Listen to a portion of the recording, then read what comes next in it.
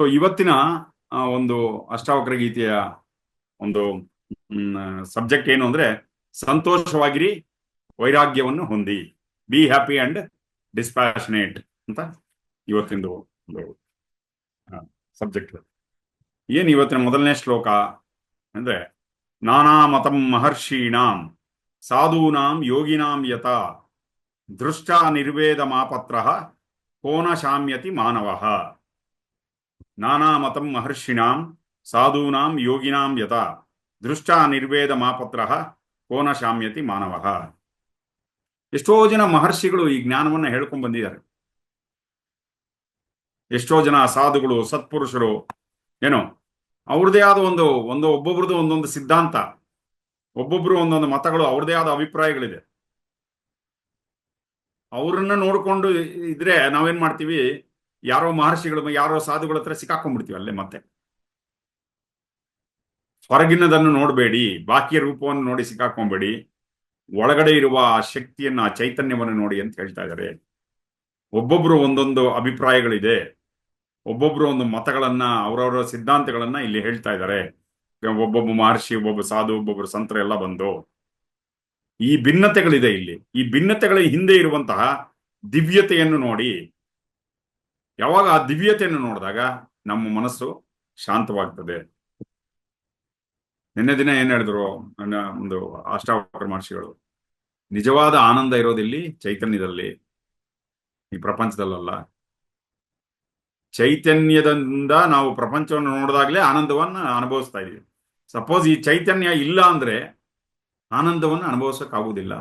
ಹೇಗೆ ಅಂದ್ರೆ, ಕಬ್ಬಿನ ಜಲ್ಲೆ, ರಸ ತೆಗೆದಿರುವಂತ ಕಬ್ಬಿನ ಜಲ್ಲೆಯಲ್ಲಿ ಬಾಯಲ್ಲಿ ಎಷ್ಟು ಹಾಕೊಂಡು ಅಗದ್ರೂ ರಸ ಬರುತ್ತಾ? ಅದರಲ್ಲಿ ಬರಲ್ಲ.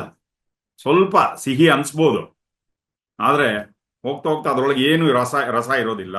ಓಕೆ, ಇಲ್ಲಿ ಏನ್ ಹೇಳ್ತಾರೆ ಇವತ್ತಿನ ಒಂದು ಶ್ಲೋಕದಲ್ಲಿ, ಎಷ್ಟೋ ಸರಿ ನಾವೇನ್ ಮಾಡ್ತೀವಿ, ಈ ಆಧ್ಯಾತ್ಮಿಕ ಅಭ್ಯಾಸಗಳು, ಸ್ಪಿರಿಚುವಲ್ ಪ್ರಾಕ್ಟೀಸಸ್ ಅಂದ್ಕೊಂಡು ಅವರಿಂದ ಇವರಿಂದ ಓಡ್ತಾ ಇರ್ತೀವಿ.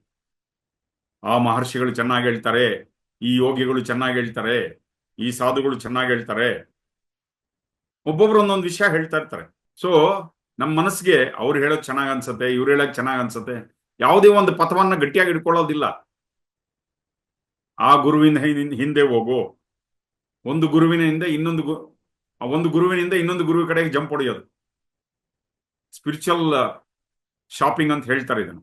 ಆಧ್ಯಾತ್ಮಿಕವಾಗಿ ಇಲ್ಲಿ ಅದು ಚೆನ್ನಾಗಿರುತ್ತೆ, ಅಲ್ಲಿ ಅದು ಚೆನ್ನಾಗಿರುತ್ತೆ, ಅಲ್ಲಿ ಆ ಟೆಕ್ನಿಕ್ ಹೇಳ್ಕೊಡ್ತಾರೆ, ಇಲ್ಲಿ ಈ ಟೆಕ್ನಿಕ್ ಹೇಳ್ಕೊಡ್ತಾರೆ, ಇದಕ್ಕಿನ್ನ ಆ ಟೆಕ್ನಿಕ್ ಅದ್ಭುತವಾಗಿರುತ್ತೆ.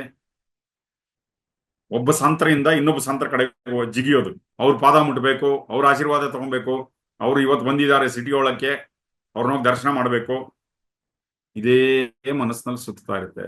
ನೋಡಿ, ಸಂತರು ಒಬ್ಬೊಬ್ರು ಒಂದೊಂದು ಅಭಿಪ್ರಾಯ ಹೇಳ್ತಾ ಇರ್ತಾರೆ. ನಿಮಿಷ, ನಾವೇನ್ ಮಾಡ್ತೀವಿ, ಆಚೆ ಕಡೆ ಅವರ ವರ್ತನೆ ನೋಡಿ, ಅವರ ಶರೀರ ನೋಡಿ, ಅವ್ರು ಹೇಳುವಂತ ಮಾತುಗಳನ್ನು ನೋಡಿ, ಅವ್ರು ಯಾವ ರೀತಿ ಹೇಳ್ತಾರಲ್ಲ ಆ ಪದ್ಧತಿಯನ್ನು ನೋಡಿ ಅದಕ್ಕೆ ಸಿಕ್ಕಾಕೊಂಡ್ಬಿಡ್ತೀವಿ. ಅದರಿಂದ ಆಚೆ ನೋಡೋದಿಲ್ಲ. ಅವರ ಒಳಗಡೆ ಕೂಡ ಇದೇ ಚೈತನ್ಯ ಕೆಲಸ ಮಾಡ್ತಾ ಇದೆ. ಇದೇ ಹಾಲೋಂಡ್ ಎಂಟಿ, ಇದೇ ಖಾಲಿ ಮತ್ತು ಶೂನ್ಯತೆ, ಅಲ್ಲಿ ಇದೇ ಕೆಲಸ ಮಾಡ್ತಾ ಇರೋದು. ಈ ಒಂದ್ ಕಡೆಯಿಂದ ಇನ್ನೊಂದು ಕಡೆಗೆ ಜಿಗಿತಾ ಇರ್ತೀವಲ್ಲ, ಅಲ್ಲಿ ಮನಸ್ಸು ನಿಲ್ಲೋದಿಲ್ಲ. ಯಾಕಂದ್ರೆ ಯಾವ ಜ್ಞಾನವನ್ನು ಗಟ್ಟಿಯಾಗಿ ಹಿಡ್ಕೊಳ್ಳೋದಿಲ್ಲ. ಅದಕ್ಕೆ ಅಷ್ಟಾವಕ್ರ ಮಹರ್ಷಿಗಳು ಏನ್ ಹೇಳ್ತಾರೆ, ಪ್ರತಿಯೊಬ್ಬ ಸಂತ ಕೂಡ, ಪ್ರತಿಯೊಬ್ಬ ಮಹರ್ಷಿ ಕೂಡ ಬೇರೆ ಬೇರೆ ರೀತಿಯಲ್ಲಿ ಹೇಳ್ತಾರೆ. ಅವ್ರ ಮಾತುಗಳು ಬೇರೆ ಬೇರೆ ತರ ಇರುತ್ತೆ, ಅವ್ರ ಪದ್ಧತಿಗಳು ಬೇರೆ ಬೇರೆ ತರ ಇರುತ್ತೆ, ಅವರ ಸಾಧನೆ ಕೂಡ ಬೇರೆ ಬೇರೆ ತರ ಇರುತ್ತೆ. ಇಬ್ಬರು ಜ್ಞಾನಿಗಳು, ಇಬ್ಬರು ಎನ್ಲೈಟೆಂಡ್ ಪರ್ಸನ್ ಒಂದೇ ತರ ಹೇಳೋದಿಲ್ಲ. ಅವ್ರದ್ದು ಬೇರೆ ಬೇರೆ ಪಥಗಳಿರುತ್ತೆ. ಒಂದೇ ವಿಷಯದ ಬಗ್ಗೆ ಮಾತಾಡ್ತಾ ಇರ್ತಾರೆ, ಆದ್ರೆ ಬೇರೆ ಬೇರೆ ಅಭಿಪ್ರಾಯಗಳಿರುತ್ತೆ. ನೋಡಿದೀವಲ್ಲ ಪ್ರಪಂಚದಲ್ಲಿ, ನಾವು ಇದೆಲ್ಲ ನೋಡ್ತಾ ಇದೀವಿ. ಸೊ ಅವಾಗ ಏನಾಗತ್ತಂದ್ರೆ, ನಾವು ಅವ್ರ ಹಿಂದೆ ಹೋಗ್ಬೇಕಾ, ಇವ್ರ ಹಿಂದೆ ಹೋಗ್ಬೇಕಾ ಅನ್ನೋ ಕನ್ಫ್ಯೂಷನ್ ಬರುತ್ತೆ. ಇದು ಮನಸ್ಸಿನಲ್ಲಿ ಸಿಕ್ಕಾಕೊಂಡ್ಬಿಡ್ತೀವಿ ನಾವು. ಸೊ ಏನ್ ಮಾಡ್ಬೇಕು ಇಂಥವ್ರು ಬಂದಾಗ? ಇವಾಗ ನಾವು ಆಲ್ರೆಡಿ ಒಂದು ಪಥದಲ್ಲಿ ಇದ್ದೀವಿ, ಇನ್ಯಾರೋ ಒಬ್ರು ಗುರುಗಳು ಬಂದ್ರು, ನಾವು ಅವ್ರ ಹತ್ರ ಹೋಗ್ಬೇಕಾಗತ್ತೆ. ನಮ್ಮ ಕುಲಗುರುಗಳು ಬಂದ್ರು, ಅವ್ರ ಹತ್ರ ಹೋಗ್ಬೇಕಾಗತ್ತೆ. ಗುರುಗಳು ಏನ್ ಹೇಳ್ತಾರೆ, ಹೋಗಿ ಆಶೀರ್ವಾದ ತಗೊಳ್ಳಿ, ಆ ಶರೀರದಲ್ಲೂ ಅದೇ ಆ ದಿವ್ಯ ಚೈತನ್ಯನೇ ಕೆಲಸ ಮಾಡ್ತಾ ಇರೋದು. ಆಚೆ ಕಡೆ ಹೊರಗಿನ ಬಾಹ್ಯ ರೂಪಕ್ಕೆ ಸಿಕ್ಕಾಕೊಂಬೇಡಿ. ಒಳಗಡೆ ಒಂದು ಶುದ್ಧ ಚೈತನ್ಯ ಇದೆಯಲ್ಲ, ಅದನ್ನು ನೋಡಿ. ಆ ಶುದ್ಧ ಚೈತನ್ಯ ಆ ಶರೀರದ ಮುಖಾಂತರ ಮಾತಾಡ್ತಾ ಇದೆ. ಕೇಳಿಸ್ಕೊತಾ ಇದೀರಾ? Are all with me? ಆ ಶುದ್ಧ ಚೈತನ್ಯವೇ ಆ ಶರೀರದ ಮುಖಾಂತರ ಮಾತಾಡ್ತಾ ಇದೆ.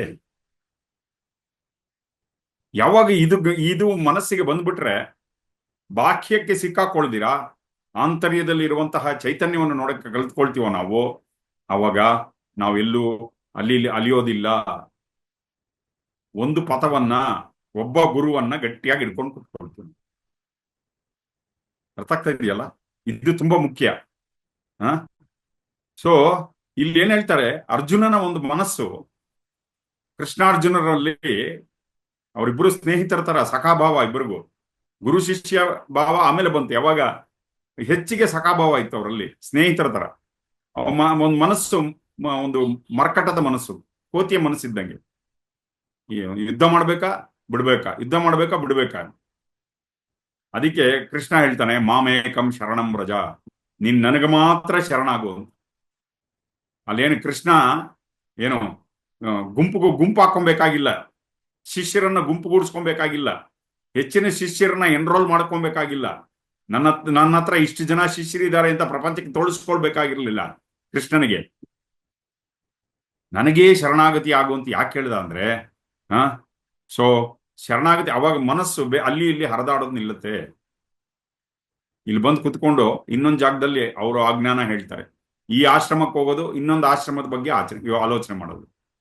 ಆ ಆಶ್ರಮದಲ್ಲಿ ಕುತ್ಕೊಂಡು ಅಲ್ಲಿನ್ನ ಚೆನ್ನಾಗಿ ಹೇಳ್ತಾರೆ. ಈ ಕಂಪ್ಯಾರಿಸನ್ ಮನಸ್ಸು ಅಲ್ಲಿಗೆ ಇಲ್ಲಿಗೆ ಜಿಗಿದಾಡ್ತಾ ಇರುತ್ತೆ, ಕನ್ಫ್ಯೂಷನ್ ಇರುತ್ತೆ ಅಲ್ಲಿ. ಓಕೆ, ಸೊ ಅದರಿಂದ ಇನ್ನೊಬ್ರು ಏನು ಹೇಳ್ತಾರೆ, ಅವರ ಸಿದ್ಧಾಂತಗಳು, ಅವರ ಮತಗಳು, ಅರ್ಥ ಆಗ್ತಾ ಇದ್ದಾರೆ, ಅವರ ಅಭಿಪ್ರಾಯಗಳು, ಇದರಿಂದ ಇನ್ನೊಬ್ಬ ಮಹರ್ಷಿಗಳಾಗ್ಲಿ, ಯೋಗಿಗಳಾಗ್ಲಿ, ಸಂತರಾಗ್ಲಿ ಇದರಲ್ಲಿ ಸಿಕ್ಕಾಕೊಂಬೇಡಿ. ನಮ್ಮನ್ನ ಈಗಾಗಲೇ ಒಂದು ಪಥದಲ್ಲಿ ಇದೀವಿ ನಾವು. ಆ ಪಥದಲ್ಲಿ ಇದ್ರೆ ಅದರಲ್ಲೇ ಗಟ್ಟಿಯಾಗಿ ಇಟ್ಕೊಂಡು ಮುಂದೆ ಹೋಗೋದು. ಇಲ್ಲ ಅಂದ್ರೆ ಏನಾಗುತ್ತೆ, ನಮ್ಮ ಆತ್ಮವಿಶ್ವಾಸ ಕಳ್ಕೊಳ್ತೀವಿ, ನಮ್ಮ ಆಧ್ಯಾತ್ಮಿಕ ಸಾಧನೆ ಡಿವಿಯೇಟ್ ಆಗತ್ತೆ. ನೀವು ಯಾವ ಗುರುವನ್ನ ಬೇಕಾದ್ರೂ ಇಟ್ಕೊಳ್ಳಿ, ಬಟ್ ಅವ್ರನ್ನ ಗಟ್ಟಿಯಾಗಿ ಇಟ್ಕೊಳ್ಳಿ, ಒಬ್ಬರನ್ನ ಗಟ್ಟಿಯಾಗಿ ಇಟ್ಕೊಳ್ಳಿ. ಯಾರನ್ನ ಬೇಕಾದ್ರೂ ಇಟ್ಕೊಳ್ಳಿ, ಬೇಡ ಅಂತ ಹೇಳ್ತಾ ಇಲ್ಲ, ಅವ್ರನ್ನ ಗಟ್ಟಿಯಾಗಿ ಇಟ್ಕೊಳ್ಳಿ. ಯಾಕಂದ್ರೆ ನಮ್ಮ ಚೈತನ್ಯ ಡಿಸ್ಟರ್ಬ್ ಆಗತ್ತೆ. ಆಮೇಲೆ ನಾವು ಮಾಡುವಂತಹ ಈ ಸುದರ್ಶನ ಕ್ರಿಯೆ ಸರಿಯಾಗಿದೆಯೋ ಇಲ್ವೋ, ಸಹಜ ಧ್ಯಾನ ಸರಿಯಾಗಿದೆಯೋ ಇಲ್ವೋ, ನಾವು ಮಾಡುವಂತ ಸಾಧನೆಗಳ ಮೇಲೆ ಡೌಟ್ ಬರಕ್ಕೆ ಶುರುವಾಗುತ್ತೆ. ಆಗ್ತಾ ಇದೆಯಲ್ಲ?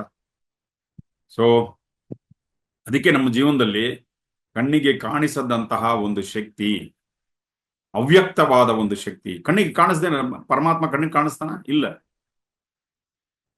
ಅದು ಇವತ್ತು ನಮ್ಮ ಮುಂದೆ ಒಂದು ರೂಪ ತಗೊಂಡು ಬಂದು ನಿಂತ್ಕೊಂಡಿದೆ, ಗುರುವಿನ ರೂಪದಲ್ಲಿ. ಅದನ್ನ ಗಟ್ಟಿಯಾಗಿ, ಆ ಗುರುವಿನ ರೂಪವನ್ನ, ಒಂದು ಗುರುವನ್ನ ಗಟ್ಟಿಯಾಗಿ ಹಿಡ್ಕೊಂಡಾಗ ನಾವು ನಮ್ಮ ಆತ್ಮನಲ್ಲಿ ನೆಲೆಯಾಗಿ ನಿಂತ್ಕೊಳ್ಳಕ್ಕೆ ಸಾಧ್ಯವಾಗುತ್ತೆ. ಇಲ್ಲಾಂದ್ರೆ ಸ್ಪಿರಿಚುವಲ್ ಶಾಪಿಂಗ್ ಮಾಡ್ತಾ ಇದ್ರೆ ಎಲ್ಲೂ ಇಲ್ದಿರ ಆಗ್ಬಿಡ್ತೀವಿ ನಾವು. ಅದನ್ನ ಹೇಳ್ತಾ ಇದ್ದಾರೆ. ಕೃತ್ವಾ ಮೂರ್ತಿ ಪರಿಜ್ಞಾನಂ ಚೈತನ್ಯಸ್ಯ ನಕಿಂ ಗುರುಹು ನಿರ್ವೇದ ಸಮತಾಯುಕ್ತ್ಯ ಯಸ್ತಾರಯತಿ ಸಂಸ್ಕೃತೇಹೇ. ಕೃತ್ವಾ ಮೂರ್ತಿ ಪರಿಜ್ಞಾನಂ ಚೈತನ್ಯಸ್ಯ ನಕಿಂ ಗುರುಹು ನಿರ್ವೇದ ಸಮತಾಯುಕ್ತ್ಯ ಯಸ್ತಾರಯತಿ ಸಂಸ್ಕೃತೆ. ಆ ಪರಮಾತ್ಮನೇ, ಶುದ್ಧ ಚೈತನ್ಯವೇ ಗುರುವಿನ ರೂಪವನ್ನು ಪಡೆದುಕೊಂಡು ಬಂದು ಮುಂದೆ ನಿಂತುಕೊಂಡಿದೆ ಎಂಬ ನಿಜವಾದ ಪರಿಜ್ಞಾನವನ್ನು ಯಾರು ಹೊಂದುತ್ತಾರೋ ಅಂತವರು ಯುಕ್ತಿಯಿಂದ, ಸಮತೆಯಿಂದ ಆತ್ಮನಲ್ಲಿ ಸ್ಥಾಪಿತವಾಗಿ ತಮ್ಮನ್ನು ಈ ಸಂಸಾರದಿಂದ ರಕ್ಷಿಸಿಕೊಳ್ಳುತ್ತಾರೆ. ಇದೇ ಏನ್ ಹೇಳ್ತಾ ಇದ್ರಲ್ಲಿ, ಆ ಪರಮಾತ್ಮನೇ, ಆ ದೈವಿ, ಎಲ್ಲ ಕಡೆ ವ್ಯಾಪಿಸಿರುವ ಆ ಚೈತನ್ಯವೇ ಆ ಒಂದು ರೂಪವನ್ನು ತಗೊಂಡು ನಮ್ಮ ಮುಂದೆ ಗುರುವಿನ ರೂಪದಲ್ಲಿ ಬಂದು ನಿಂತ್ಕೊಂಡಿದೆ. ಆ ಶಕ್ತಿ ಅದು ಅವಿನಾಶಿಯಾದ ಶಕ್ತಿ, ಅದಕ್ಕೆ ನಾಶ ಇಲ್ಲ, ಆದಿ ಇಲ್ಲ, ಅಂತ್ಯ ಇಲ್ಲ. ನಾವು ಅದಕ್ಕೆ ಆಡ್ತೀವಲ್ಲ, ಅಜೋ ಅನಂತಾಯ ನಿತ್ಯಾಯ ಶುದ್ಧ ಅಂತ ಹಾಡು ಹೇಳ್ತೀವಲ್ಲ, ಅದರಲ್ಲಿ ಇದೇ ಹೇಳ್ತಾ ಇರೋದು. ಅನಂತವಾದ ಶಕ್ತಿ, ಗುರುವ ಶಕ್ತಿ ಅಂದ್ರೆ ಶರೀರ ಅಲ್ಲ ಅದು.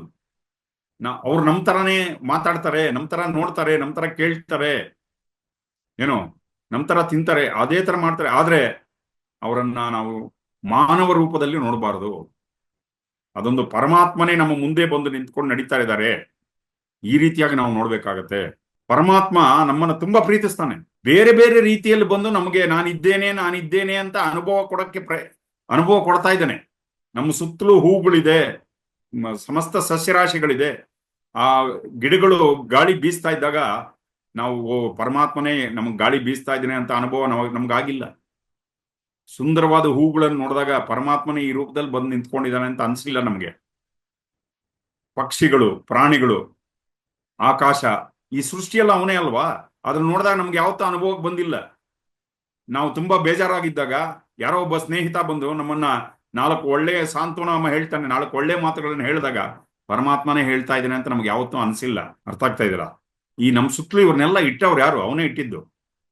ಯಾವಾಗ ಇವೆಲ್ಲ ಅನ್ಸೋದಿಲ್ವೋ ಅವಾಗ ಪರಮಾತ್ಮ ಇನ್ನೊಂದು ಹೆಜ್ಜೆ ಮುಂದೆ ಹೋಗಿ ಗುರುವಿನ ರೂಪದಲ್ಲಿ ಬಂದು ನಮ್ಮ ಮುಂದೆ ನಿಂತು. ಅರ್ಥ ಆಗ್ತಾ ಇದೆಯಾ? ಓಂ ನಮಃ ಶಿವಾಯ. ಗುರುವಿನ ರೂಪದಲ್ಲಿ ಬಂದು ನಿಂತು, ಗುರುವಿನ ರೂಪದಲ್ಲಿ ಬಂದು ನಿಂತ್ಕೊಂಡು ಏನ್ ಮಾಡ್ತಾರೆ? ಆ ಪರಮಾತ್ಮನ ಒಂದು ಜಲಕ್ಕೆ ನಮಗೆ ಕೊಡ್ತಾರೆ. ಏಯ್, ಅಲ್ಲಿ ಇಲ್ಲಿ ನೋಡ್ಬೇಡ, ನಿನ್ ಕಣ್ಣು ಮುಚ್ಕೊಂಡು ನಿನ್ನ ಒಳಗೆ ನೋಡ್ಕೊ. ಗುರು ಬಂದ್ಮೇಲೆನೆ ನಾವು ಕಣ್ಣು ಮುಚ್ಕೊಳ್ಳೋದು ಕಲ್ತ್ಕೊಂಡಿದ್ದು. ಕರೆಕ್ಟಾ? ನೋಡಿ, ನಮ್ಮ ಒಳಗಡೆ ಚೈತನ್ಯವನ್ನು ನೋಡೋದು ನಾವು ಕಲ್ತ್ಕೊಂಡು, ನಮ್ಮ ಒಳಗಿನ ಪರಮಾತ್ಮನನ್ನ ನೋಡೋದು ಕಲ್ತ್ಕೊಂಡಿದ್ದು ಯಾವಾಗ ಅಂದ್ರೆ, ದೇವರು ಅಲ್ಲಿ ಓಡಾಡಬೇಡ, ಹೋಗು ದೇವಸ್ಥಾನದಲ್ಲಿ ದೇವ್ರು ನೋಡೋ, ಇಲ್ಲ ಅನ್ನಲ್ಲ. ನಿನ್ನ ಒಳಗಡೆನೆ ಅದನ್ನ ಕಣ್ಣು ಮುಚ್ಕೊಂಡು ಧ್ಯಾನ ಮಾಡು ಒಳಗಡೆನೆ. ಇದು ಹೇಳ್ಕೊಟ್ಟವ್ರು ಯಾರು? ಗುರುವೇ. ಎಲ್ಲ ಕಡೆ ವ್ಯಾಪಿಸಿರುವ ಆ ಚೈತನ್ಯವನ್ನ ಕುಶಲತೆಯಿಂದ ನೋಡುವುದನ್ನ ಹೇಳ್ಕೊಟ್ಟಿದ್ದಾರೆ. ಕುಶಲತೆಯಿಂದ, ಹೇಗೆಗೋ ಹೊರಟೊರಟಾಗಿ ನೋಡೋದು ಹೇಳ್ಕೊಟ್ಟಿಲ್ಲ.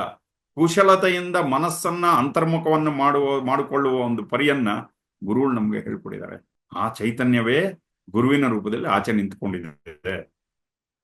ನಮ್ಮ ಒಳಗಿನ ಆತ್ಮನೇ ಚೈತನ್ಯವಾಗಿ, ಆ ಒಳಗಿನ ಆತ್ಮನೇ ಗುರುವಿನ ರೂಪದಲ್ಲಿ ಬಂದು ನಿಂತ್ಕೊಂಡಿದೆ. ಅದಕ್ಕೆ ನಾವು ಎಲ್ಲ ಧ್ಯಾನ ಶ್ಲೋಕಗಳು ಮುಂಚೆ ಹೇಳ್ತೀವಲ್ಲ, ಈಶ್ವರೋ ಗುರುರಾತ್ಮೇತಿ ಮೂರ್ತಿ ಭೇದ ವಿಭಾಗಿನೇ ವ್ಯೋಮವತ್ ವ್ಯಾಪ್ತ ದೇಹಾಯ ದಕ್ಷಿಣಾಮೂರ್ತಿ ನಮಃ. ದಕ್ಷಿಣಾಮೂರ್ತಿ ಸ್ತೋತ್ರದಲ್ಲಿ ಇವೆಲ್ಲ ಹೇಳ್ತೀವಿ ನಾವು. ಒಳಗಿನ ಆತ್ಮನಿಗೂ ಹೊರಗಡೆ ಆ ಶರೀರ ರೂಪವನ್ನು ತಗೊಂಡು ಬಂದಿರುವ ಆ ಪರಮಾತ್ಮ ಗುರುಗಳಿಗೂ ಕಣ್ಣಿಗೆ ಕಾಣಿಸದೇ ಇರುವಂತಹ ಆ ಎಲ್ಲ ಕಡೆ ವ್ಯಾಪ್ತವಾಗಿರುವಂತಹ ಪರಮಾತ್ಮನಿಗೂ ಏನು ವ್ಯತ್ಯಾಸ ಇಲ್ಲ. ಇದು ಮೂರು ಒಂದೇನೆ.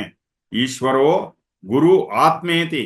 ಮೂರ್ತಿ ಭೇದ ನೋಡೋದಕ್ಕೆ ಬೇರೆ ಬೇರೆ ಅನ್ಸುತ್ತೆ, ಆದ್ರೆ ವ್ಯೋಮವತ್ ಆಕಾಶದ ರೀತಿಯಲ್ಲಿ ವ್ಯಾಪ್ತ ದೇಹಾಯ ದಕ್ಷಿಣಾಮೂರ್ತಯೇ ನಮಃ. ನೀವು ದೇವರು ಅಂತ ಕರೀರಿ, ಈಶ್ವರ ಅಂತ ಕರೀರಿ, ಈ ಸೃಷ್ಟಿಗೆ ಒಡೆಯ ಅಂತ ಕರೀರಿ, ಏನೋ ಆತ್ಮ ಅಂತ ಕರ್ಕೊಳ್ಳಿ, ಗುರು ಅನ್ನಿ, ಎಲ್ಲವೂ ಒಂದೇನೆ. ಅರ್ಥ ಆಗ್ತಾ ಇದೆಯಾ? ಇದನ್ನ ಹೇಳ್ತಾ ಇದ್ದಾರಲ್ಲಿ. ಓಂ ನಮಃ ಶಿವಾಯ. ಅದಕ್ಕೆ ಈ ಜ್ಞಾನ ತುಂಬಾ ಅಮೂಲ್ಯವಾಗಿರೋದು. ಯಾರು ಗುರುವಿಗೆ ಪೂರ್ತಿಯಾಗಿ ಶರಣಾಗಿದ್ದಾರೆ, ಯಾರು ಸ್ವಲ್ಪ ಆಧ್ಯಾತ್ಮಿಕ ಅಭ್ಯಾಸಗಳು, ಇವಾಗ ನೋಡಿ, ನಾವು ಸುದರ್ಶನ ಕ್ರಿಯೆ ಮಾಡ್ತಾ ಇದ್ದೀವಿ, ಧ್ಯಾನ ಮಾಡ್ತಾ ಇದ್ದೀವಿ, ಅವರಿಗೆ ಮಾತ್ರ ಈ ಜ್ಞಾನವನ್ನು ಕೊಡಬೇಕು. ಅದಕ್ಕೆ ಪ್ರತಿ ದಿವಸ ಇಲ್ಲಿ ಮೆಡಿಟೇಷನ್ ಪ್ಲೇ ಮಾಡ್ತಾರೆ. ಯಾಕೆ ಹೇಳಿ? ಫಸ್ಟ್ ಅನುಭವಿಸ್ಬೇಕು ಒಳಗಡೆ ಇರುವ ಚೈತನ್ಯವನ್ನು, ಆ ಒಳಗಿನ ಪರಮಾತ್ಮನ ಅನುಭವಿಸ್ಬೇಕು. ಇಲ್ಲ ಅಂದ್ರೆ ಈ ಜ್ಞಾನ ತಗೊಂಡು ಅಹಂಕಾರ ಆಗ್ಬಿಡುತ್ತೆ. ನಾನೇ ದೇವ್ರನ್ನ. ಇದೇ ಪ್ರಾಬ್ಲಮ್ ಆಗಿದ್ದು. ಆದಿಶಂಕರರು ಹೇಳಿದ್ದೊಂದು, ಇವ್ರು ಮಾಡಿದ್ದೊಂದು. ಅಲ್ಲಿ ಎಷ್ಟೋ ಜನ ಯಾರು ಧ್ಯಾನ ಮಾಡಲಿಲ್ಲ, ಎಷ್ಟೋ ಜನ ಅದ್ವೈತಿಗಳು ಧ್ಯಾನನೇ ಮಾಡೋದಿಲ್ಲ, ಸುಮ್ಮನೆ ಮಾತಿನಲ್ಲಿ ವಾಗ್ವಾದ ಮಾಡ್ಕೊಂಡು ಕೂತಿದ್ದಾರೆ. ಅಹಂ ಬ್ರಹ್ಮಾಸ್ಮಿ, ಅಹಂ ಬ್ರಹ್ಮಾಸ್ಮಿ. ಅರ್ಥ ಆಗ್ತಾ ಇದೆಯಲ್ಲ? ಇಲ್ಲಿ ಅಹಂಕಾರಕ್ಕೆ ಕಾರಣವಾಗತ್ತೆ. ಅಹಂಕಾರ ಬಂದ್ರೆ ನಾನು ಯಾಕೆ ಶರಣಾಗ್ಬೇಕು, ನಾನು ಯಾಕೆ ತಲೆ ಬಗ್ಗಿಸ್ಬೇಕು, ಯಾರು ಮಾತಾದ್ರು ಯಾಕೆ ಕೇಳಬೇಕು? ತಲೆ ಬಗ್ಸಿದ್ರೇನೆ. ತಲೆ ಅಂದ್ರೆ ಶರೀರ ಬಗ್ಸೋದಲ್ಲ, ಒಳಗಿನ ಚೈತನ್ಯ.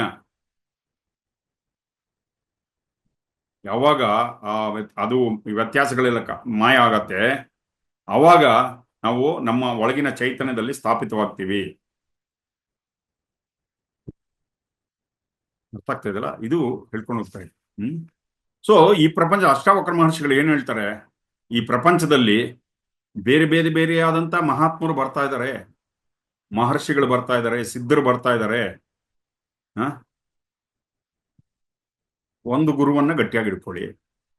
ಅವ್ರ ಹತ್ರ ಹೋದಾಗ ಒದ್ದಾಡ್ಬೇಡಿ, ಅಯ್ಯೋ ಅವ್ರಿಗಿನ್ನ ನನ್ನ ಗುರುವಿನ ಇವ್ರು ದೊಡ್ಡವರ, ಇವ್ರಿಗಿನ್ನ ಅವ್ರು ದೊಡ್ಡವರ. ಎಲ್ಲರೂ ಅದೇ ಜ್ಞಾನ, ಅದೇ ಪರಮಾತ್ಮನ ಬಗ್ಗೆ ಮಾತಾಡ್ತಾ ಇದ್ದಾರೆ.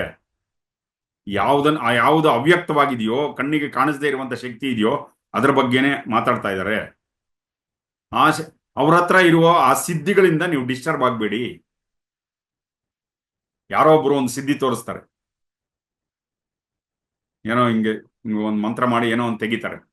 ಓ, ನಮ್ ಗುರುಗಳು ಇದೆಲ್ಲ ಮಾಡೋದಿಲ್ಲಲ್ಲಪ್ಪ, ಏನೋ ಅವ್ರಿಗನೇ ಇವ್ರು ದೊಡ್ಡವರ ಅಂತ. ಒಬ್ಬೊಬ್ರು ಒಂದೊಂದು ರೀತಿಯಲ್ಲಿ ಅವ್ರ ಮೂಲಕ ಚೈತನ್ಯ ಕೆಲಸ ಮಾಡ್ತಾ ಇದೆ. ಆ ವ್ಯಕ್ತಿ ಅದನ್ನ ಮಾಡ್ಬೇಕು, ಅವ್ರ ಮೂಲಕ ಅದು ಕೆಲಸ ಮಾಡ್ತಾ ಇದೆ. The biggest miracle in the world is transforming the mind ಅಂತ. ಈ ಪ್ರಪಂಚದಲ್ಲಿ ಅತ್ಯಂತ ದೊಡ್ಡ ಪವಾಡ ಅಂದ್ರೆ ಏನು ಗೊತ್ತಾ? ಮನಸ್ಸನ್ನು ಬದಲಾಯಿಸುವುದು. ಒಬ್ಬ ವ್ಯಕ್ತಿಯ ಒಳಗಿನ ಚೈತನ್ಯದ ಕಡೆಗೆ ಅವನನ್ನ ಅಂತರ್ಮುಖವನ್ನ ಮಾಡೋದಿದೆ ನೋಡಿ, ಇದೇ ದೊಡ್ಡ ಪವಾಡ. ಇದಕ್ಕಿಂತ ದೊಡ್ಡ ಪವಾಡ ಇನ್ನೊಂದಿಲ್ಲ. ಆಗ್ತದಿಲ್ಲ? ಇದು ಕೆಲವರೆಲ್ಲ ಇದು ಮಾಡ್ತಾ ಇರ್ತಾರೆ, ಅಲ್ಲಿ ಸಿಕ್ಕಾಕೊಂಡ್ಬಿಡಿ. ಯಾರೋ ಒಬ್ರು ಸಿದ್ಧಿಗಳು ಪ್ರದರ್ಶನ ಮಾಡ್ತಾ ಇರ್ತಾರೆ, ಇನ್ನೊಂದು ಮಾಡ್ತಾ ಇರ್ತಾರೆ, ಅಲ್ಲಿ ಸಿಕ್ಕಾಕೊಂಡ್ಬಿಡಿ. ಪಶ್ಯ ಭೂತ ವಿಕಾರಾಂಸ್ತ್ವ ಭೂತ ಮಾತ್ರಾನ್ ಯಥಾರ್ಥತಃ ತತ್ ಕ್ಷಣ ಬಂಧ ನಿರ್ಮುಕ್ತ ಸ್ವರೂಪಸ್ಥೋ ಭವಿಷ್ಯಸಿ. ಪಶ್ಯ ಭೂತ ವಿಕಾರಾಂಸ್ತ್ವಾಂ ಭೂತ ಮಾತ್ರಾನ್ ಯಥಾರ್ಥತಃ ತತ್ ಕ್ಷಣಾಬ್ಧ ಬಂಧ ನಿರ್ಮುಕ್ತ ಸ್ವರೂಪಸ್ಥೋ ಭವಿಷ್ಯಸಿ. ಇಡೀ ವಿಶ್ವ ಒಂದೇ ಶಕ್ತಿಯಿಂದ ನಡೀತಾ ಇರೋದಲ್ಲ, ಒಂದೇ ಶಕ್ತಿ ಇದೆ ಇಲ್ಲಿ. ಆದರೆ ಬೇರೆ ಬೇರೆ ಶರೀರಗಳಲ್ಲಿ ಬಂದು ನಿಂತ್ಕೊಂಡಿದೆ ಕಣ್ಮುಂದೆ ವಿಕಾರ. ಬೇರೆ ಬೇರೆ ಈ ಪ್ರಪಂಚ, ಈ ಜಗತ್ತು ವಿಕಾರಗಳು, ಬೇರೆ ಬೇರೆ ಬೇರೆ ಬೇರೆ ವಿಕಾರಗಳು. ಒಬ್ರು ನೋಡಕ್ಕೆ ಹಿಂಗೆ ಉದ್ದ 6 ಅಡಿ, ಒಬ್ರು ನೋಡಕ್ಕೆ 3 ಅಡಿ, ಒಬ್ರು ನೋಡಕ್ಕೆ 5 ಅಡಿ, ಒಬ್ರು ನೋಡಕ್ಕೆ ಬೆಳ್ಳಗಿದ್ದಾರೆ, ಒಬ್ರು ಕೆಂಪಗಿದ್ದಾರೆ, ಒಬ್ರು ಕರ್ರಗಿದ್ದಾರೆ, ಒಬ್ರು ಕೂದಲೇ ಇಲ್ಲ, ಇನ್ನೊಬ್ರು ಗುಂಗುರು ಕೂದಲು, ಒಬ್ರಿಗೆ ಸಣ್ಣ ಸಣ್ಣ ಕಣ್ಣು, ಒಬ್ರು ದೊಡ್ಡ ದೊಡ್ಡ ಕಣ್ಣು. ಅರ್ಥ ಆಗ್ತಾ ಇದೆಯಲ್ಲ? ಇವೆಲ್ಲ ಭೇದಗಳನ್ನು ನೋಡಿದ್ರೆ ತಲೆ ಕೆಟ್ಟೋಗ್ಬಿಡುತ್ತೆ, ಯಾಕಪ್ಪ ಹಿಂಗಿದ್ದಾರೆ ಅಂತ. ಆದ್ರೆ ಸ್ವಲ್ಪ ಆಳದಲ್ಲಿ ನೋಡಿದ್ರೆ ಒಂದೇ ಚೈತನ್ಯ ಇಷ್ಟು ಬೇರೆ ಬೇರೆ ರೂಪಗಳಲ್ಲಿ, ವಿಕಾರದ ಸ್ವರೂಪಗಳಲ್ಲಿ ಬಂದು ನಿಂತ್ಕೊಂಡಿದೆ. ಅರ್ಥ ಆಗ್ತಾ ಇದೆಯಾ? ಒಂದೇ ಚೈತನ್ಯ, ಒಂದೇ ಶಕ್ತಿ ಬೇರೆ ಬೇರೆ ಶರೀರಗಳಲ್ಲಿ, ಬೇರೆ ಬೇರೆ ಕಲರ್ ಅಲ್ಲಿ, ಬೇರೆ ಬೇರೆ ಗಾತ್ರಗಳಲ್ಲಿ ಬಂದು ನಿಂತ್ಕೊಂಡಿದೆ. ಇದೇ ವಿಕಾರ. ಒಂದು ನೋಡ್ದಂಗೆ ಇನ್ನೊಂದಿಲ್ಲ. ಎಲ್ಲಿ ನೋಡಿದ್ರು ಭೇದಾನೆ ಪ್ರಪಂಚ ಎಲ್ಲ. ಒಂದು ನೋಡ್ದಂಗೆ ಇನ್ನೊಂದಿಲ್ಲ. ಒಂದು ಸಣ್ಣ, ಒಂದು ಗಿಡ್ಡ, ಒಂದು ಉದ್ದಕ್ಕಿದೆ, ಅಗಲಕ್ಕಿದೆ, ಒಂದು ಈ ತರ ಗಾತ್ರಗಳಲ್ಲಿ ಎಲ್ಲ ಬೇರೆ ಬೇರೆ ಇದೆ, ವಿಕಾರವೇ ಇದೆ ಈ ಪ್ರಪಂಚದಲ್ಲಿ. ಇವೆಲ್ಲ ಒಳಗಡೆ ಹೋಗಿ ನೋಡಿದ್ರೆ ಆಚೆ ಕಡೆ ಬಾಕಿಯ ರೂಪಗಳು ಬೇರೆ, ಒಳಗಡೆ ಹೋಗಿ ನೋಡಿದಾಗ ಅದೇ ಚೈತನ್ಯ ಇದರೊಳಗೆ ಇರೋದು. ಇದು ಗೊತ್ತಾದ ತಕ್ಷಣನೇ ಮನಸ್ಸು ಶಾಂತವಾಗ್ಬಿಡುತ್ತೆ. ಭೇದವನ್ನು ನೋಡಿದಾಗ ಮನಸ್ಸು ಡಿಸ್ಟರ್ಬ್ ಆಗುತ್ತೆ. ಅದ್ರ ಒಳಗಡೆ ಇರುವ ಒಂದೇ ಚೈತನ್ಯದಿಂದ ನಿರ್ಮಾಣ ಆಗಿದೆ ಅಂದಾಗ, ಇವಾಗ ನೋಡಿ, ಒಂದೇ ಮರದಿಂದ ಕುರ್ಜಿ ಮಾಡಿದ್ರು, ಒಂದೇ ಮರದಿಂದ ಟೇಬಲ್ ಮಾಡಿದ್ರು, ಒಂದೇ ಮರದಿಂದ ಅಲ್ಮಾರ ಮಾಡಿದ್ರು, ರೂಪಗಳು ಬೇರೆ ಬೇರೆ ಅಷ್ಟೇ. ಯಾವ್ದ್ರಿಂದ ನಿರ್ಮಾಣ ಆಗಿದೆ? ಮರದಿಂದಾನೇ ನಿರ್ಮಾಣ ಆಗಿದೆ.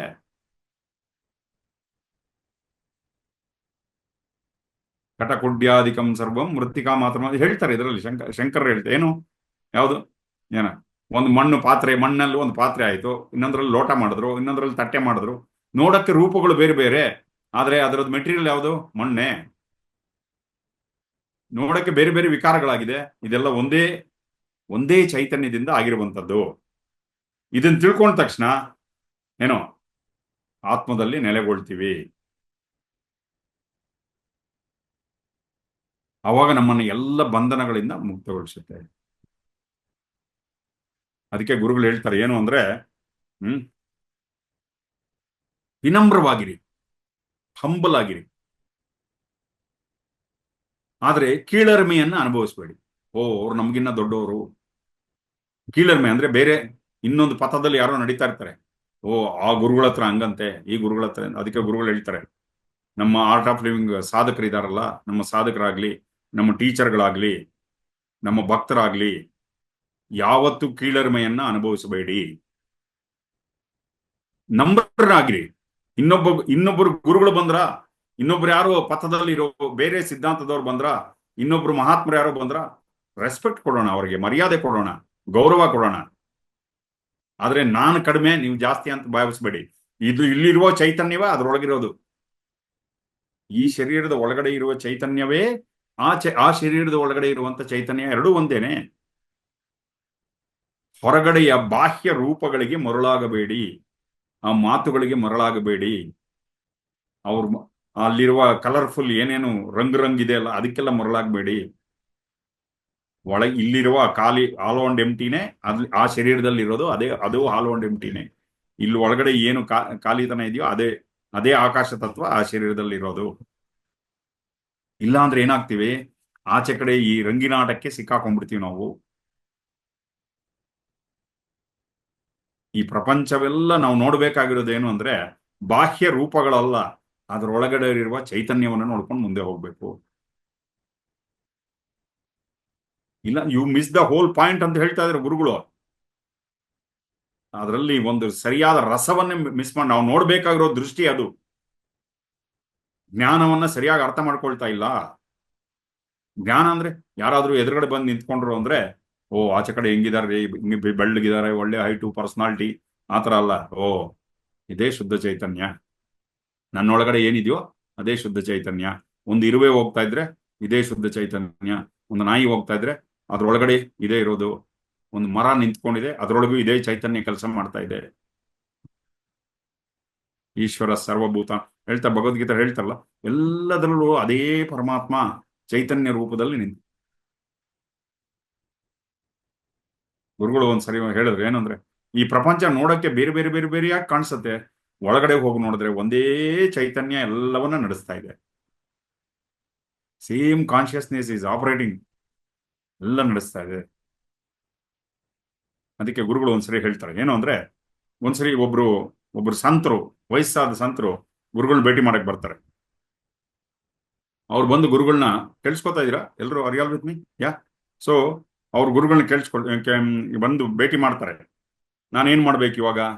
ನಿಮಗೆ ಬಾಗಿ ನಮಸ್ಕಾರ ಮಾಡ್ಬೇಕಾ, ಅಥವಾ ನಿಮ್ಗನ್ನ ದೊಡ್ಡವನ್ ನಾನು ಆಶೀರ್ವಾದ ಕೊಡ್ಬೇಕಾ, ಅಥವಾ ನಿಮ್ಮನ್ನ ಆಲಿಂಗಿಸ್ಕೊಳ್ಬೇಕಾ, ಏನ್ ಮಾಡ್ಬೇಕು, ನನಗೆ ಕನ್ಫ್ಯೂಸ್ ಆಗ್ಬಿಟ್ಟಿದೆ ಅಂತ ಕೇಳ್ತಾರೆ. ಅದು ಗುರುಗಳು ಅವ್ರ ಕೆನ್ನೆಗೆ ಒಂದು ಹೊಡಿತಾರೆ. ಇದೇನು ಪ್ರಶ್ನೆನ ಕೇಳೋದು ನೀವು? ನಿಮ್ಗೇನ್ ಅನ್ಸತ್ತ ಅದ್ ಮಾಡಿ. ಕೆನ್ನೆ ಹೊಡೆದ ತಕ್ಷಣ ಅವ್ರು ಈ ಕ್ಷಣಕ್ಕೆ ಬರ್ತಾರೆ, ನಿಮ್ಗೇನ್ ಅನ್ಸುತ್ತೋ ಅದ್ ಮಾಡಿ. ಅವಾಗ ಅವ್ರ ಗುರುಗಳಿಗೆ ಬಾಗಿ ನಮಸ್ಕಾರ ಮಾಡ್ತಾರೆ. ಏನು ಈ ಪ್ರಶ್ನೆನ ಕೇಳಬೇಕಾಗಿಲ್ಲ, ಒಂದೇ ಚೈತನ್ಯ ಅಲ್ವಾ? ಎರಡು ಶರೀರದಲ್ಲಿ ಇರೋದು ಒಂದೇ ಚೈತನ್ಯ. ನೀವು ಬಾಗಿ ನಮಸ್ಕಾರ ಮಾಡ್ಬೋದು, ಆಲಿಂಗನ ಮಾಡ್ಕೊಳ್ಬೋದು, ಅರ್ಥ ಆಗ್ತಾ ಇದೆಯಲ್ಲ, ಅಥವಾ ಆಶೀರ್ವಾದ ಮಾಡ್ಬೋದು, ಏನ್ ಬೇಕಾದ್ರೂ ಮಾಡ್ಬೋದು. ಅದಕ್ಕೆ ಅವ್ರ ಕೆನ್ನೆಗೆ ಒಂದು ಬಿಟ್ಟು ಏನೋ ಅವ್ರನ್ನ ವಾಪಸ್ ಕರ್ಕೊಂಡ್ ಬರ್ತಾರೆ. ಸುತ್ತಲೂ ಇರೋರ್ಗೆ ಏನ್ ಅನ್ಸುತ್ತೆ, ಅಷ್ಟು ದೊಡ್ಡ ಸಂತರಿಗೆ ಗುರುಗಳು ಅವ್ರ ಕೆನ್ನೆಗೆ ಹೊಡೆದ್ರಲ್ಲಪ್ಪ ಅಂತ ಅನ್ಸುತ್ತೆ. ಬಟ್ ಆದ್ರೆ ಆ ಸಂತರು ಯಾರು ಹೊಡ್ಸ್ಕೊಂಡ್ರಲ್ಲ, ಅವ್ರು ತುಂಬಾ ಖುಷಿ ಪಟ್ರಂತ. ಅವ್ರಿಗೆ ಹೇಳಿದ್ರಂತೆ, ನೀವು ನಮಗೆ ಅದನ್ನ ಜ್ಞಾಪಕ ಮಾಡಿದ್ರಿ ಅಂತ. ಅರ್ಥ ಆಗ್ತಾ ಇದೆಯಲ್ಲ? ಇದ್ರದ್ದೇ ಇನ್ನೊಂದು ಎಕ್ಸಾಂಪಲ್ ಹೇಳ್ತಾರೆ.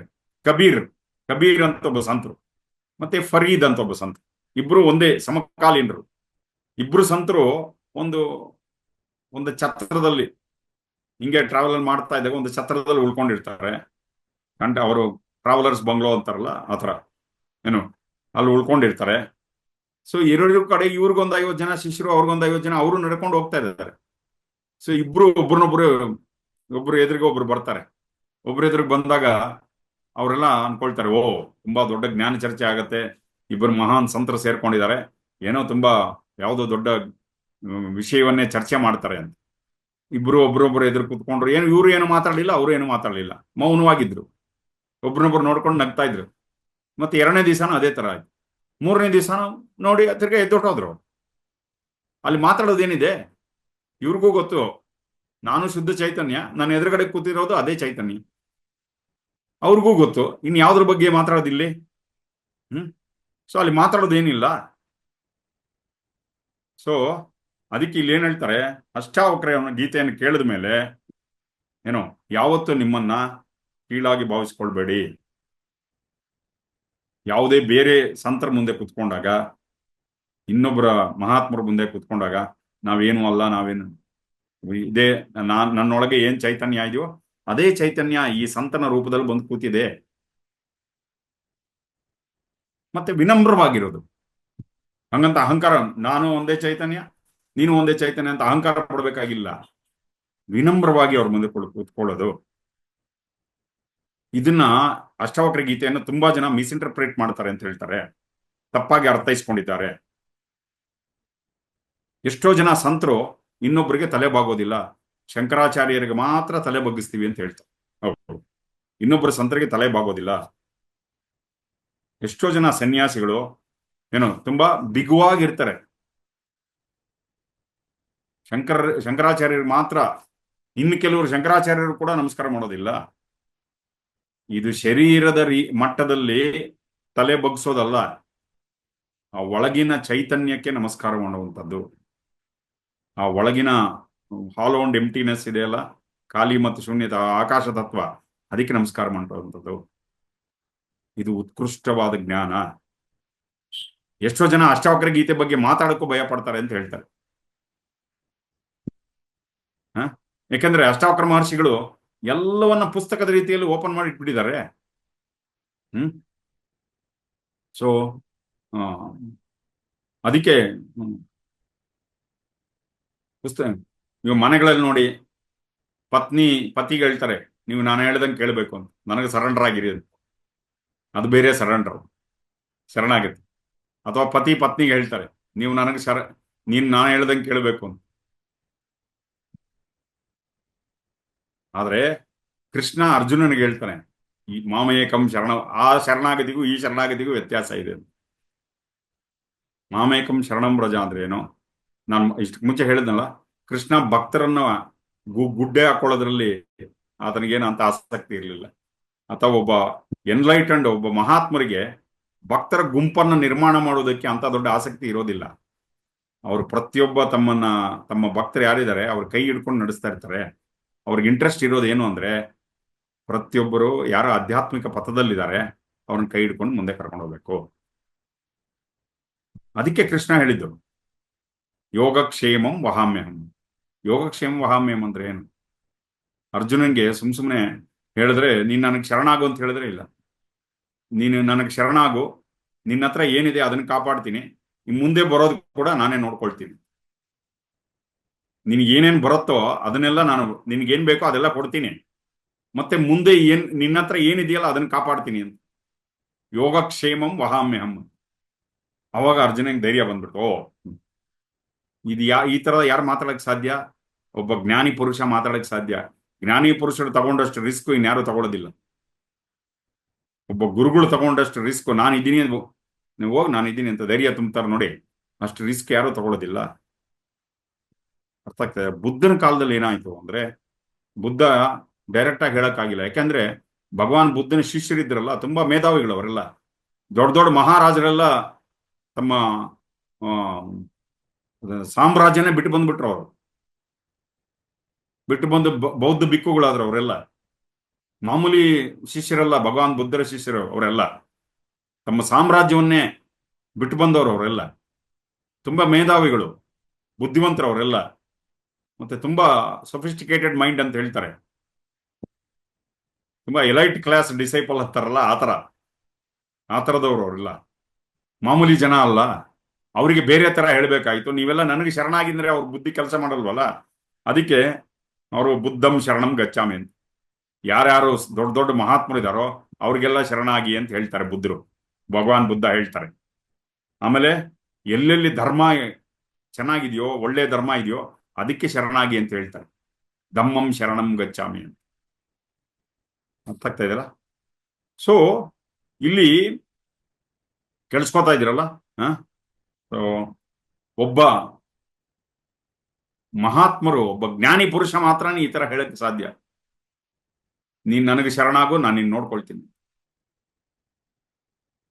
ಯಾಕೆ ಹೇಳ್ತಾರೆ ಅಂದ್ರೆ, ಅವ್ರೇನು ಒಂದು ಶಿಷ್ಯರ ಗುಂಪನ್ನು ಮಾಡ್ಕೊಬೇಕು, ಶಿಷ್ಯರ ಅಸೋಸಿಯೇಷನ್ ಮಾಡ್ಕೊಬೇಕು ಅಂತ ಏನಿಲ್ಲ ಅವ್ರಿಗೆ. ಯಾಕೆಂದ್ರೆ ಅಲ್ಲಿ ಇಲ್ಲಿ ಹೋಗಿ ಆ ಮನಸ್ಸು ಎಲ್ಲೆಲ್ಲೋ ಓಡ್ತಾ ಇರುತ್ತೆ.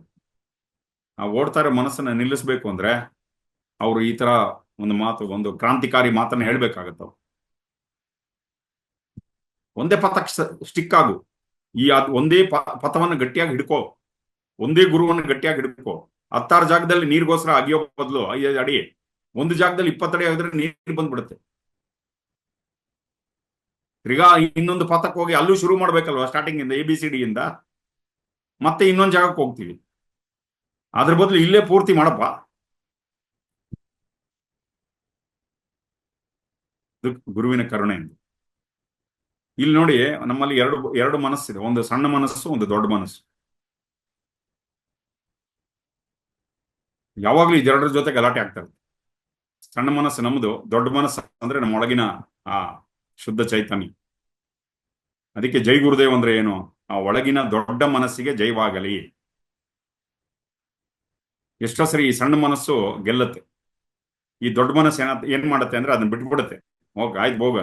ಇವಾಗ ಮನೆಯಲ್ಲಿ ಚಿಕ್ಕ ಮಕ್ಳು ಇರ್ತಾರೆ, ಏನೋ ಅದು ಚಾಕ್ಲೇಟ್ ಬೇಕು ಅಂತ ಗಲಾಟೆ ಮಾಡ್ತಾ ಇರುತ್ತೆ ತಾಯಿ ಹತ್ರ. ಸಣ್ಣ ಮಗು ಏನೋ ಸಣ್ಣ ಮನಸ್ಸು, ತಾಯಿ ಬಂದು ದೊಡ್ಡ ಮನಸ್ಸು.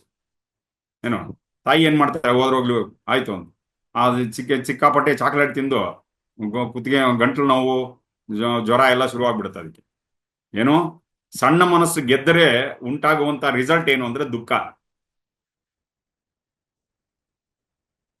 If small mind wins, the result is misery. ಅರ್ಥ ಆಗ್ತಾ ಇದೆಯಲ್ಲ? ಅದೇ ಜೈ ಗುರುದೇವ್ ಅಂದ್ರೆ ಏನು? ದೊಡ್ಡ ಮನಸ್ಸು ಗೆಲ್ಲಲಿ. ಯಾರ್ದು? ಗುರುಗಳದ್ದು ದೊಡ್ಡ ಮನಸ್ಸು. ಅದು ಗೆದ್ದಾಗ ಏನಾಗುತ್ತೆ, ನಾವು ಸೋಲ್ತೀವಿ. ಸೋತಾಗ ಅದರಲ್ಲಿ ಸಂತೋಷ ಇದೆ. ಶಿಷ್ಯ ಸೋಲ್ಬೇಕು ಯಾವತ್ತು, ಸೋತಾಗ ಸಂತೋಷ ಇದೆ. ನಮ್ಮ ಜೀವನದಲ್ಲಿ ನೋಡಿ, ಎಷ್ಟೋ ಸರಿ ಗುರು ಹತ್ರ ನಾವು ತಲೆ ಬಗ್ಸಿ ಸೋತಾಗ ನಾವು ಎಷ್ಟೋ ಬೆಳೆದಿರ್ತೀವಿ. ಅದಕ್ಕೆ ಸಣ್ಣ ಮನಸ್ಸು ಗೆದ್ರೆ ದುಃಖಕ್ಕೆ ಕಾರಣವಾಗತ್ತೆ. ದೊಡ್ಡ ಮನಸ್ಸನ್ನ ಗೆದ್ದಾಗ ಅವಾಗ ಏನಾಗತ್ತಂದ್ರೆ ಗೆಲ್ಲೋದಲ್ಲ, ಅದ್ರ ಜೊತೆಯಲ್ಲಿ ನಾವು ಒಂದಾಗ್ಬಿಟ್ರೆ ಆನಂದಕ್ಕೆ ದಾರಿ ತೆಗೆಯುತ್ತೆ. ಅದು ಹೇಳ್ತಾ ಇದ್ದಾರೆ. ಎಷ್ಟೋ ಸರಿ ಸೋತಿದೀವಿ, ಆ ಸೋಲುಗಳು ನಮ್ಮ ಜೀವನದಲ್ಲಿ ಒಳ್ಳೆಯ ದಾರಿ ಕಡೆಗೆ ಕರ್ಕೊಂಡೋಗಿದೆ ನಮ್ಮನ್ನ. ಆಗ್ತಾ ಇದೆಯಾ? ಮುಂದಿನ ಶ್ಲೋಕವನ್ನ, ವಾಸನಾ ಏವ ಸಂಸಾರ ಇತಿ ಸರ್ವ ವಿಮುಂಚತಾಹ ತತ್ಯಾಗೋ ವಾಸನಾ ತ್ಯಾಗಾತ್ ಸ್ಥಿತಿರಾಧ್ಯ ಯಥಾ ತಥಾ. ವಾಸನಾ ಏವ ಸಂಸಾರ ಇತಿ ಸರ್ವ ವಿಮುಂಚತಾಹ ತತ್ಯಾಗೋ ವಾಸನಾ ತ್ಯಾಗಾತ್ ಸ್ಥಿತಿರಾಧ್ಯ ಯಥಾ ತಥಾ. ನಿನ್ನ ಜಗತ್ತನ್ನು ಸೃಷ್ಟಿ ಮಾಡಿರುವ ನಿನ್ನ ಎಲ್ಲ ಗತದ ಸಂಸ್ಕಾರಗಳನ್ನು ತ್ಯಜಿಸು. ಈ ವಾಸನೆಗಳನ್ನು ನೀನು ಈಗಲೇ ಬಿಡುವುದರಿಂದ ನೀನು ವಿಮುಕ್ತನಾಗುತ್ತೀಯಾ. ಮತ್ತು ನೀನು ಎಲ್ಲೇ ಇರಲಿ, ಈ ಕ್ಷಣದಲ್ಲಿ ನಿನ್ನ ಜಗತ್ತು ವಿಸ್ತಾರಗೊಳ್ಳುತ್ತದೆ. ಯಾಪ ನಮ್ಮ ಜಗತ್ತು ಅಂದ್ರೆ ಏನು? ನಮ್ಮ ಜಗತ್ತು ಬೇರೆನಾ, ಬೇರೆ ಆಚೆ ಕಡೆ ಇರೋ ಜಗತ್ತು ಬೇರೆನಾ? ಹೌದು. ನಾವೆಲ್ಲ ಒಂದು ಸಣ್ಣ ಸಣ್ಣ ಪ್ರಪಂಚ ಕಟ್ಕೊಂಡಿದೀವಿ. ನಮ್ಮ ಪ್ರಪಂಚದಲ್ಲಿ ಒಂದು 5-6 ಜನ ಇದಾರೆ ಅಷ್ಟೇ, ಮ್ಯಾಕ್ಸಿಮಮ್ 10 ಜನ ಇರ್ತಾರೆ ಅಷ್ಟೇ. ಅರ್ಥ ಆಗ್ತಾ ಇದೆಯಲ್ಲ? ಪ್ರಪಂಚದಲ್ಲಿ ಲಕ್ಷಾಂತರ ವಿಧವಾದ ಆಹಾರ ಪದಾರ್ಥಗಳಿದೆ. ಅದು ನಮ್ಗೆ ಇಷ್ಟ ಆಗೋದು ಯಾವುದೋ 1-2 ಮಸಾಲೆ ದೋಸೆ, ಅಥವಾ ಇನ್ಯಾವುದೋ ಯಾವುದೋ ಒಂದು 2-3 ಎಕ್ಸ್ಪೀರಿಯನ್ಸ್ ಅಷ್ಟೇ ನಮಗೆ. ಮಸಾಲೆ ದೋಸೆ ತಿಂತೀವಿ, ಅಲ್ಲೆಲ್ಲ ಹುಡ್ಕೊಂಡು ಹೋಗಿ ಒಂದು ಇಡ್ಲಿ ವಡೆ ಎಲ್ಲ ತಿಂತೀವಿ. ಅದು ಮಾತ್ರ ನಮ್ದು ಚಾಯ್ಸ್. ಅದು ಎಷ್ಟೇ ಆಹಾರ ಪದಾರ್ಥಗಳಿದ್ರು ಇಷ್ಟೇ ನನಗೆ ಬೇಕಾಗಿರೋದು, ಅದಕ್ಕೆ ಸಿಕ್ಕಾಕೊಂಡಿದೀವಿ ನಾವು.